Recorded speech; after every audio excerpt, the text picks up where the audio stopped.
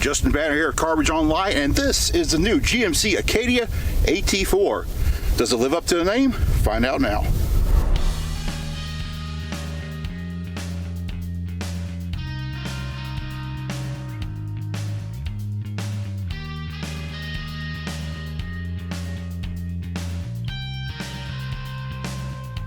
The 2020 GMC Acadia AT4 is the latest version of the AT4 submodel lineup from GMC. Similar to Ford's FX4s and Jeep Trailhawks, this package adds off-roadish parts that still work in the paved world. Things like more aggressive tires, a lift, and, well, that's pretty much it besides the AT4 badging. Other than that, it is still a 2020 GMC Acadia, which isn't necessarily a bad thing. It is a rather excellent everyday driving vehicle for people who don't need to get out in the dirt. The base of the Acadia AT4 is the version that has a 9-speed transmission with all-wheel drive.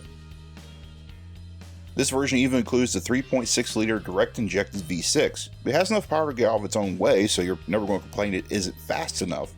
And it also has a rather pleasant exhaust note.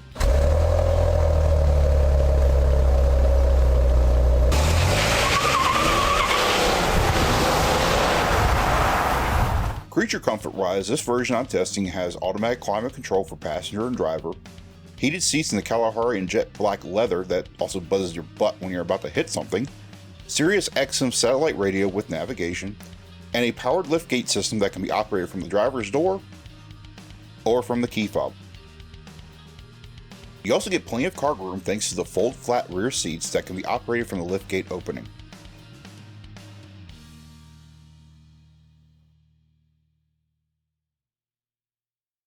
Much all of that is standard for most any vehicle nowadays, but I'm still impressed by it since I'm used to my 2000 Nissan Pathfinder.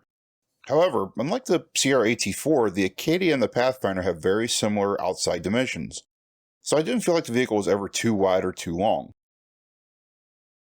Inside, however, I had far more space, especially headroom, which is a challenge for me on most any small or mid-sized vehicle with powered seats with my 6-foot-plus frame. I was comfortable driving this vehicle for extended periods of time or different climates, which my areas of SoCal had an unusual variation during my time with the Acadia.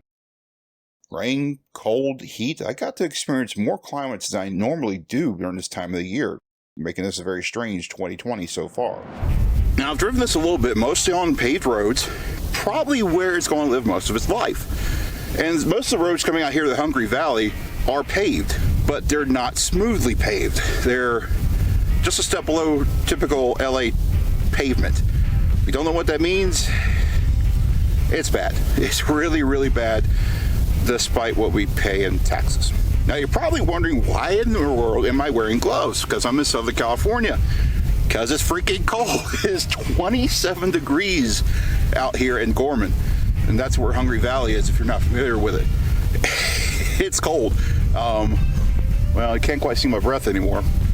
But it's pretty cold. It was giving me the icy warning going up here. And this is an all-wheel drive SUV.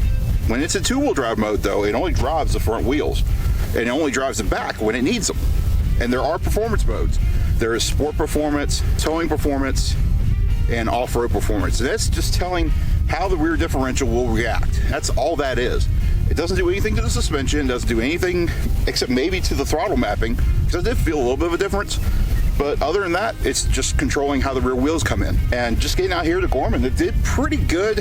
It is a little bit on the low side, so you will divot into a few little bumps, but nothing bad. As long as you take it easy and drive under 20 miles an hour, you'll be okay.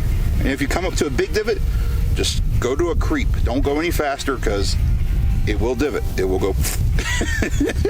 So I am going to take it to the activity center like I did with the Sierra AT4, but obviously I'm not going to go through frame twister. I'm not going to go through any of the really hardcore stuff.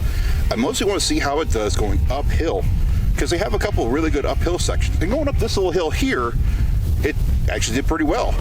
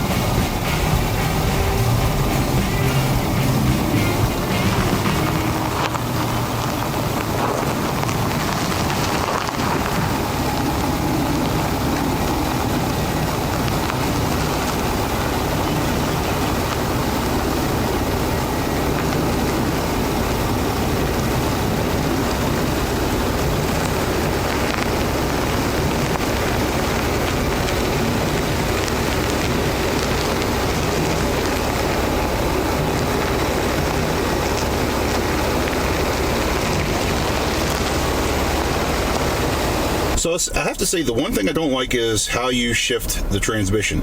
There's no stick, obviously. Instead, it's all push button. So to put in park, you push here, you pull back for reverse, you push in for neutral, pull back for drive, and then you have low gear here, which to me just, I don't know, I don't like that. And it doesn't get controlled on the steering wheel. You think with something like this you would have, flappy paddles, but you don't. Those are radio controls, cool, but it's definitely not as advantageous as having the transmission controls on the back of the steering wheel. I think that's something they kind of messed up on, considering that's how you use low gear. You push that button down there, and then you have to select from those buttons and not from the steering wheel. I don't like that. I'll admit that. Just a sign of the times.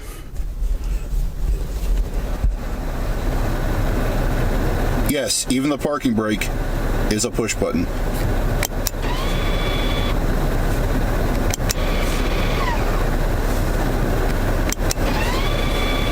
Now, I will admit that control for the transmission, if you're not doing low gear all the time, you get used to it. You eventually get used to it. But that's not to say it still isn't, inconvenient. I really wish GMC went with some flappy paddles on the back of the steering wheel. But again, that's just, they don't do that for every vehicle because not everybody wants that. As long as you're taking it easy, most of the green trails around here in Hungry Valley, this truck's going to go through. And yes, I do keep saying it's a truck, even though it's technically not a truck. Just bear with me. That's how I say things sometimes. I mean, I even call my Pathfinder a truck, and that's a unibody truck.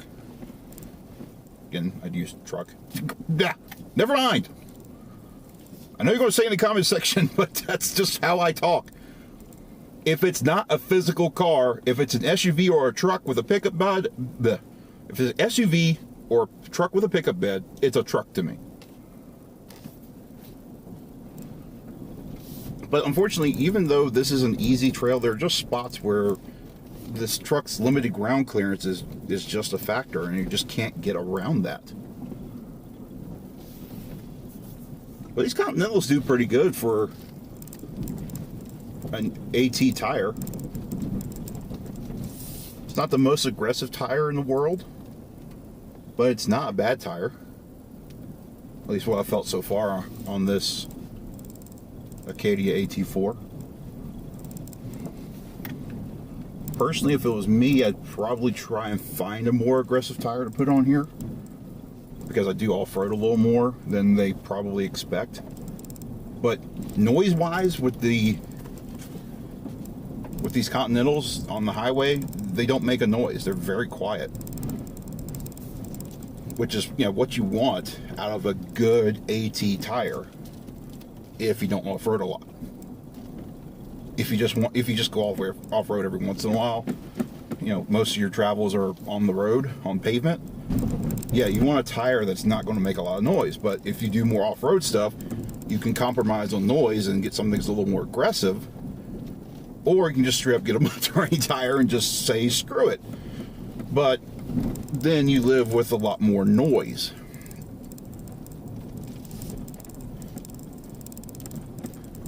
Alright, coming up to another big bump here. Just want to take it easy. I see a rock though. Spotted a pointy rock. I wanted to avoid it. And I'm sorry I'm not staring at the camera too often. This is a very narrow trail. A lot of these trails are, and they're two-way. So I could be going one way and some other guy may be going the other, and one of us would have to pull over. And hopefully it'd be the other guy, because there aren't too many opportunities for this vehicle to pull over. Whereas like the Sierra AT4, it had enough ground clearance. It would be able to go through a little bit of this bush and not worry about it. Unfortunately, with this truck, there are only a very few spots where that would happen. So again, the ground clearance is definitely a negative for the AT4 as far as off-road performance goes. But it does great on-road, and it's doing good here. and did good up on that hill, which you got to see. But again, this is not an aggressive, heavy-duty off-road truck, and it doesn't need to be. This is something that you probably take your kids to school in, or maybe your significant other owns one, or you just happen to want a more car-like vehicle for your daily travel. But as far as like a general day-to-day off-roadish truck, I said it again, don't get on me. But for something I could potentially own, this isn't too bad. But like I said, there'd be things I would definitely do different. Get more ground clearance, get a more aggressive tire, and maybe convince GM to put flappy paddles on here. Because like I said, it's just, unfortunately, it's inconvenient when you want to use low gear. You know, you have to reach down and pay attention to where you're going. I don't like that. Another thing this AT4 doesn't have that the Sierra AT4 had was the camera setup. Man, I am missing that right now. Going over that hill earlier would have been a little bit easier for me if I had that front camera like the Sierra AT4 had. This doesn't have it.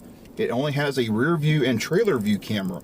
There are no other cameras on this truck, which is a shame, because it would be so useful in situations like that. Or even just pulling up to somewhere. It's just a very convenient camera to have up in the front. I've even considered doing that for my Pathfinder, is putting a camera up in the front grille. And I was inspired by the Sierra AT4 to do that. The Acadia AT4 does not have that, so that is one thing missing from that AT4 package that is not on this AT4 package. And again, I think that's a missed opportunity by GM. It should have been on here.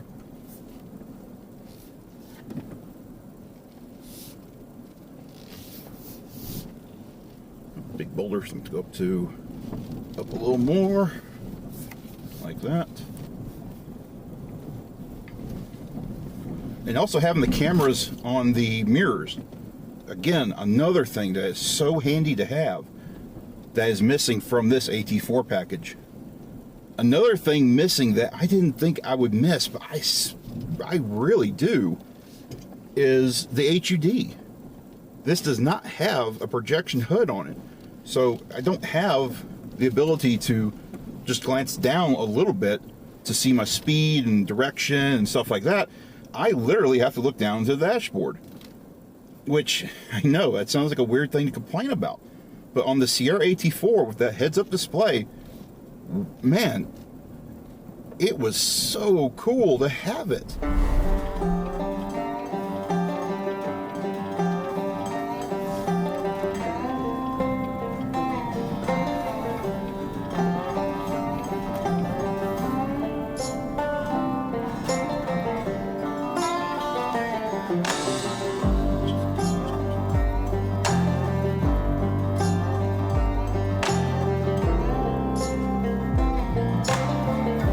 Yeah, there's no way. I would love those stair steps right there to our left. But I'll just go up this normal hill. And I'm going to have to pick my line pretty carefully, because it looks like it gets a really big divot right there at the very top now. So it looks like I might be able to do it just fine. Let's see.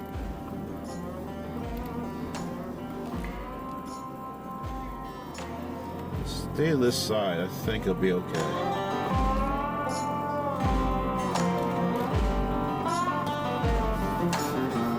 Yeah, if I stay this side, it'll be okay.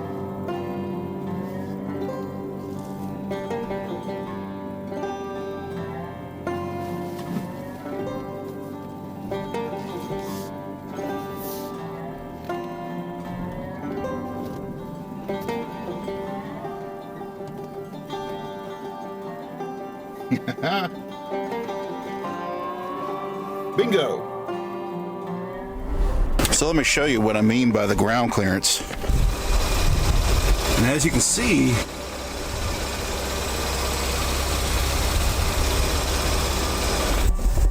There's just not a lot of ground clearance for the sport truck. It's got some decent height to it for a car-based SUV. It's just really not enough. It could use more. It could honestly use a taller tire and just a little more ground clearance and be perfect. At least as far as like going more off-road with it. These Continental Terra Contact AT tires, 255 65 R17, they're not bad.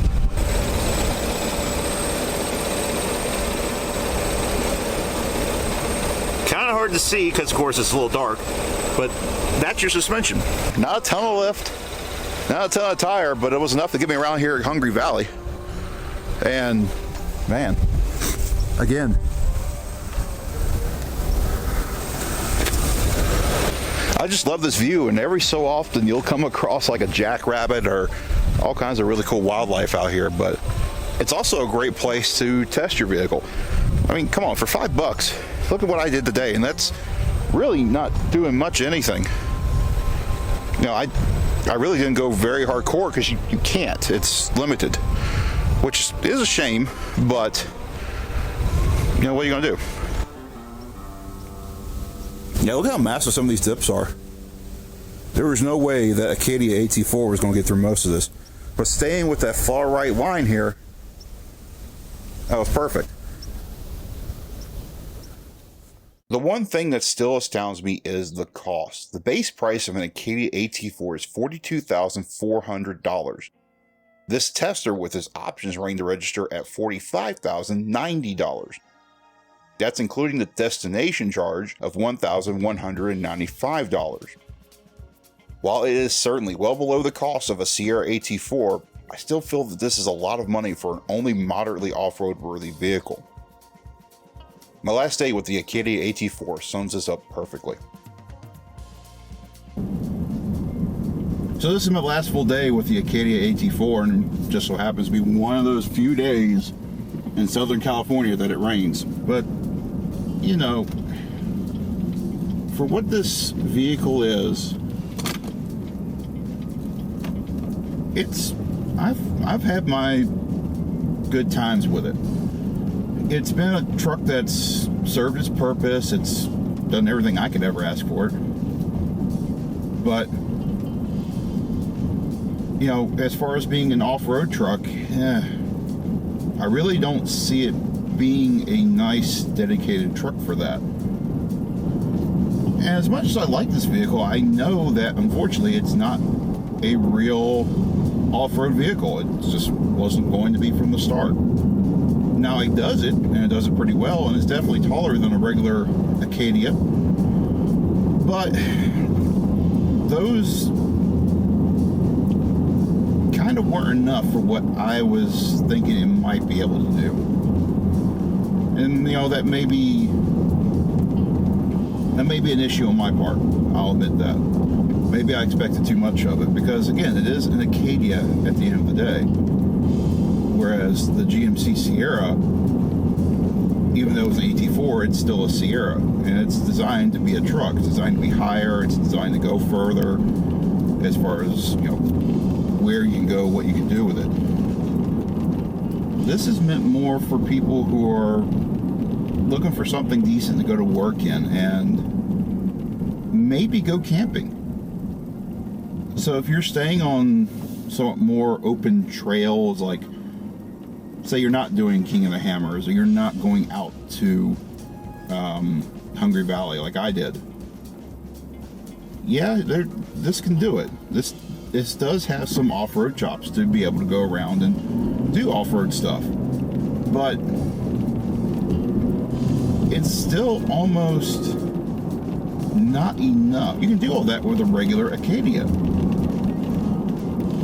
Don't get me wrong, this thing is nice. I mean, if you want a nice off-road package that gives you heated seats and all kinds of neat little features, yeah, this is great.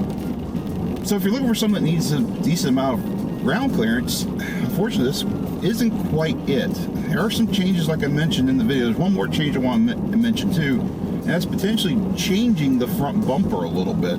Maybe make it a little bit shorter so that it has more ground clearance in the front, because really it's the only thing that kept bottoming out.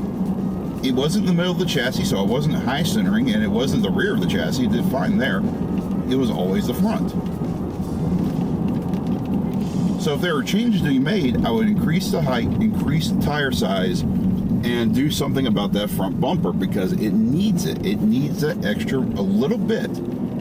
Not even much. I think it could get away with an inch all around. An inch taller tire, an inch taller suspension, and an inch shorter front bumper. I think it would be fine. Admittedly, I know it's very difficult to do something like that on a factory line. You know, you've already got this vehicle being built on the factory with regular Acadias. To do something that drastically different as far as the front bumper goes, that's adding an extra part number, that's adding an extra step, it's adding a lot of labor into building an AT4, which is already, you know, fairly expensive, as I've shown you.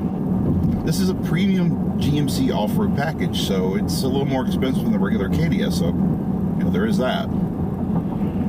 But if this is going to be their premier off-roading brand, just under Z71 or whatever else they happen to do, they should really think about that. They should really think about doing things that make this a little more off-road proper. And those things I mentioned would do it. But again, I know that would add extra labor, time, and cost, and part numbers, and all kinds of stuff. Just stuff that just, honestly, is probably more expensive than what they want to deal with. So we probably won't see it. And one of the things I do want to show that's kind of unfortunate, but it's only unfortunate because it is a front-wheel drive vehicle with a lot of power, is that it has the tendency to torque steer. Let's see, do I have enough room? Yeah. And it just does pull over to the right because the wheel on the left-hand side is usually the shorter drive shaft, along with the suspension setup and things like that.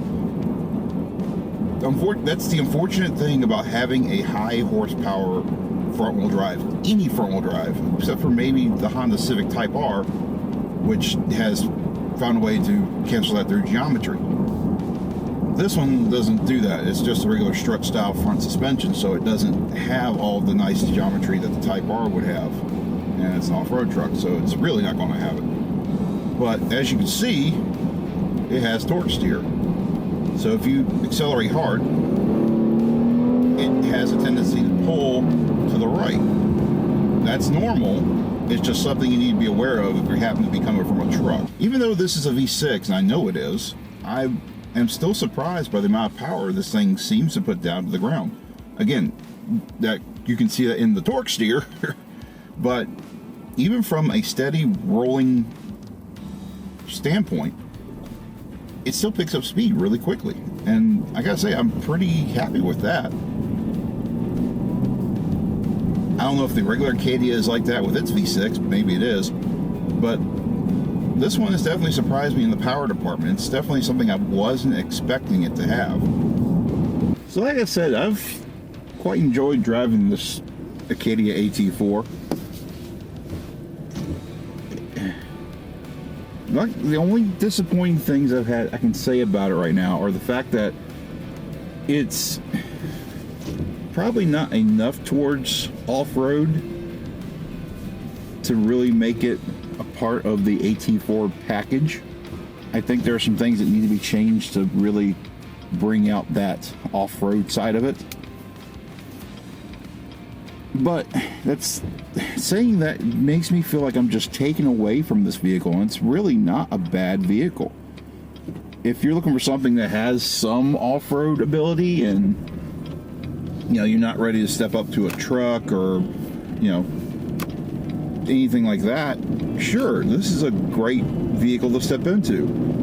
The Acadia AT4 is going to fit what you're looking for. And if you expect yourself to go camping every once in a while, yeah, this is perfectly fine for that. As long as the roads don't get any rougher than a good walking trail. Anything that has some big undulations, you saw, this front end has a tendency to go down and scrape wherever it happens to hit. And that's why I say I think there's more that can be done with the AT4, especially this Acadia AT4. I was supposed to turn here, no? No, not this one. That's why I say there's more that can be done for this AT4 to make it a little more off-road worthy. But as far as being a vehicle that you can drive every day, it suits that perfectly. You don't need anything more than this. If anything, you could probably stand to have a smaller vehicle. Unless you have a slightly decent-sized family, you have more than just one kid. Then, yeah, I could see this being easily a nice alternative to a minivan. I would put this in the same category as a Jeep Cherokee Trailhawk.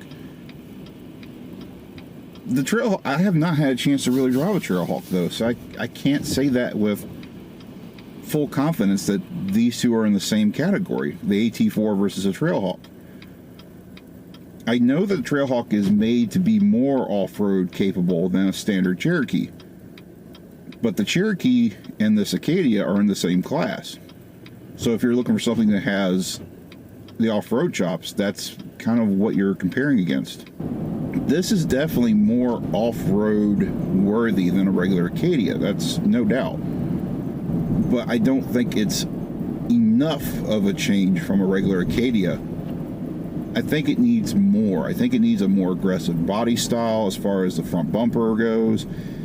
Again, I think it can stand to have another ½ to an inch of ground clearance from the suspension. And it can certainly use a more aggressive tire. I mean, while again, these Continentals work wonders on the pavement and do really well on the dirt, I still think there is room for something a little more aggressive. Some maybe a little bit taller and maybe with a more aggressive tire tread. I mean, if you're getting into an all-wheel drive off-road vehicle, you should expect a little bit of noise. You should expect the tires to growl just a little bit. They should. That's the kind of the things you should expect in an off-road vehicle or anything that's tagged to be such, like this AT4. So I know who this is going to be marketed towards, whether the GMC means it or not. It's going to be that, a typical soccer mom that just wants a tall, big-feeling vehicle without it being too big. And the other is going to be the person that just wants something that could potentially be an off-road vehicle, but not so far off into the hardcore that, they have to worry with those noises and the fear of possibly tipping it over. Trust me, there's no fear of tipping this thing over. I've driven it aggressive enough to know it has a solid feel as far as like driving hard goes. It's probably not going to be guys like me or even you watching their home. They're going to end up owning this vehicle. It's, if anything, this is perfect for maybe somebody that's younger.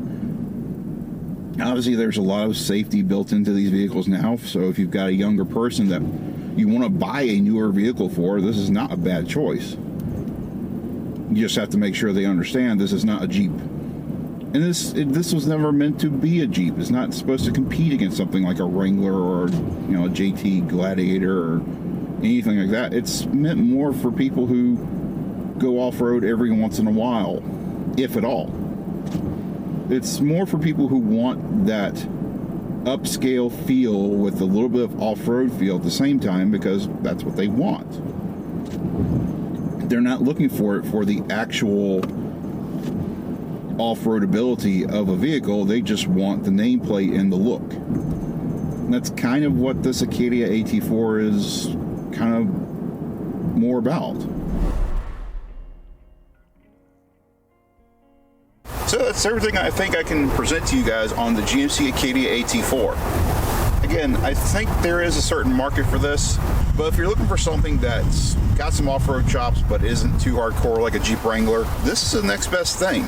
Otherwise, if you're looking for something a little more hardcore, yeah, you probably want a Jeep. Like, comment, subscribe, ring the bell, all that typical YouTube spiel. But if you guys really want to support me, the best thing you do is buy a t-shirt on Carbage Online.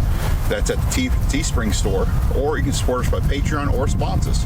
Links are in the description below. So that's it, guys. I've been Justin Banner of CarbageOnline.com, bringing you another test drive, this time of the GMC Acadia AT4. I look forward to bringing you the next one here very soon.